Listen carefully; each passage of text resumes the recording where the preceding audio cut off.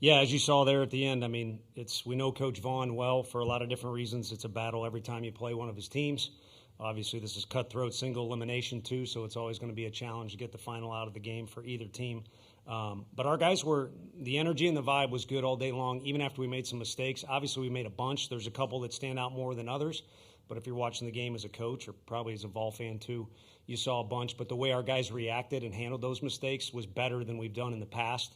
And I think it was a key to victory among other things. But, I know the end wasn't what you'd paint if it was a picture or a Picasso. But I'm just telling you, I mean, we get enough criticism, so I'll be criticized for this one too. But I'm telling you, it was better we got to get Krenzel in that game. We've got a couple other freshmen. Stone Lawless got in there, didn't necessarily get it done, hit the ball hard. Colby out there on defense, Jay. To be able to get some of those guys in this setting is key because this is a big deal, as you saw with the fan base and everybody else. So good vibes by our guys. Rambling on, but the one last thing I'll say is unselfishness was a key too. A.J. Russell could have moped. He got arguably their best hitter out in a huge situation. We don't help him out, and he kind of laced up a little bit tighter and got after it. Same thing from Arvidsson. He took the ball and got one of the biggest outs of the game and had no complaint. Well, he wanted to stay out there, but hands the ball off to AJ, and same thing out of everybody else. So, Tony, just what do you think about your team's response to after the fifth inning and Dean's error to not allow things to continue to spiral and kind of instead put the foot on the pedal even more? I thought it was incredible. That's not good. It's a punch in the gut. It was a little bit of a miscue, but even the older guys, they're still young, other than Hunter Ensley. So, again, you're going to make mistakes, but I think the way we've handled mistakes, there's been some overreaction from a variety of sources.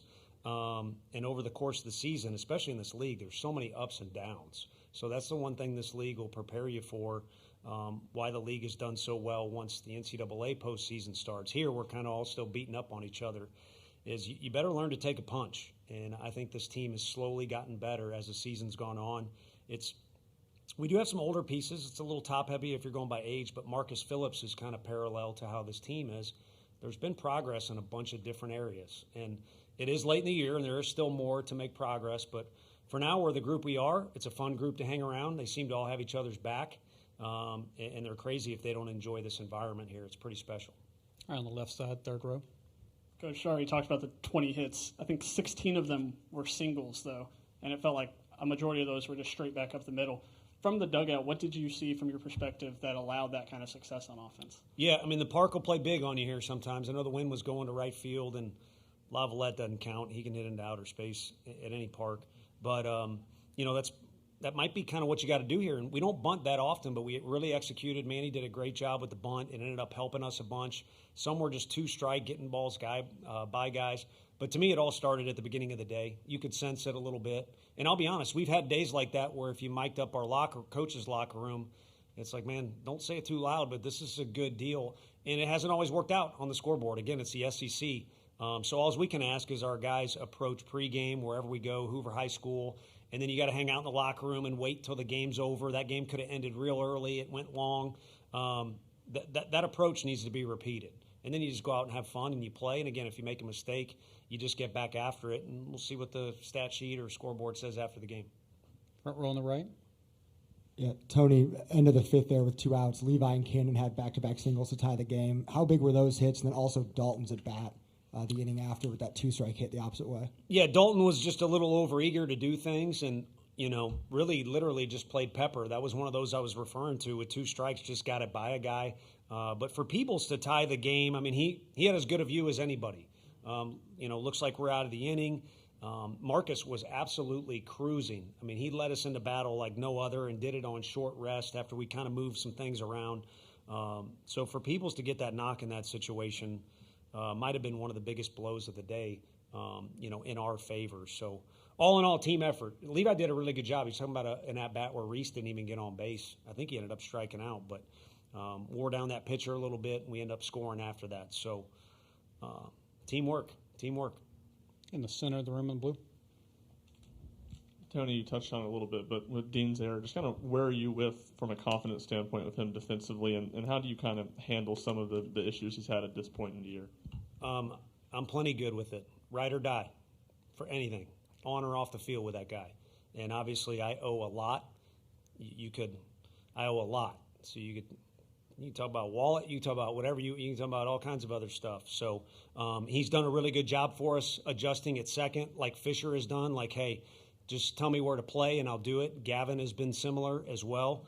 I think where he's really shown well there is range side to side.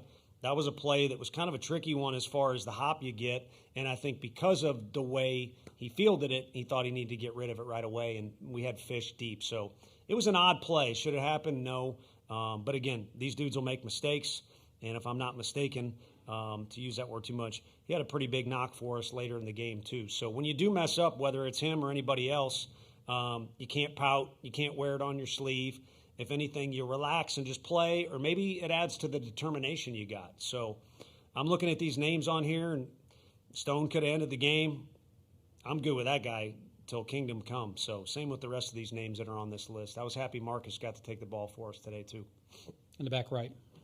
Harrison Fan, SEC Unfiltered. Coach, how symbolic was just today's game and kind of the style in which it was, with the giving up the big inning and then coming back and responding so quickly in that, and then kind of pounding it on, keeping your foot on, the gas and everything, of what the postseason means to be kind of a fresh season, a fresh start, and especially right after kind of some more struggles late in the season than how the beginning of the season went. Yeah, opening day is so great. I mean, Game 7 of the World Series in MLB baseball is probably better, but everyone loves opening day about this game so much, and part of it is that clean slate, that fresh start. I talked about painting the picture earlier. You can kind of paint that blank canvas however you want, but it's not going to be real pretty, especially in playoff time. So I think it's important for our guys to have a little confidence boost and a feel good after this, but it's also important that they kind of learn the lesson that you just move on and you keep playing ball, because I'm not reading it, and you guys are, especially our local guys, that worked their butt off, but I'm sure at some point I've been asked, shot yourself in the foot, or you made a mistake, or I got news for you, it's college baseball. Anyone who loses probably shot themselves in the foot at some point. Maybe they walked the guy or whatever, unless you got one of the best games or an ESPN Classic. So, again, whenever it happens, you need to get closer together as a team, and you just got to play ball. Second row on the left. Lauren McGill, ESPN Gainesville. Coach, after an offensive explosion like this game, what's the message to this team for the quick turnaround to face an opponent like Texas? We pointed out, we didn't even talk about tomorrow's game too much. We kind of talked more about managing the schedule here. The city does an incredible job, so there's a lot of free time, there's a lot going on, and then there's a lot of sitting. Part of the postseason, it could be NCAA or this, it's just kind of managing your circumstances, whether it's hanging out with family or making sure you got tickets all in order. So we just kind of talked more about some of the unselfish things that went on today and applauded those guys, and then really just talked about having your affairs in order so that you're ready to rock and roll whenever you play. Because here, whether it's lightning or extra innings or rain, you really don't know when you're going to play. And I've been a part of teams where you play at 1, 2:30 in the morning. On the right side, last one. Towards the end of the regular season, you mentioned relying on guys like Hunter Ensley, especially when it comes to the plate presence. But how much has a guy like Andrew Fisher been a calming presence for this team, or just been a really good teammate for the rest of the guys on the team? He's always got something to say. He's from Jersey. And it's funny, sometimes it might be overkill or might not even be the right time. But it's not going to be because he doesn't want the team to win and he's not trying to be a good leader. And more times than not, it is just that. He's a good leader. And it's interesting because he's got, I think he kind of has glared, at a time or two, maybe glared in the other dugout or kind of looks like he's, overly intense. But he's just a good vibe guy. He's always having fun playing the game. He believes in himself. He's so comfortable in his own skin. Sometimes it can make you kind of check yourself or be a little uncomfortable. So each guy leads in their own way. Hunter does it his way. I think Andrew keeps the guys loose, keeps them very competitive. He's always communicating. And again, he's comfortable in his own skin, which is the way you got to play this game, because we talked. 1 minute you might get embarrassed or it may not go well, and then there's going to be another pitch in the game. So you better be comfortable in your own skin that this is the guy. I'm here, I'm present, this is who I am in this particular moment.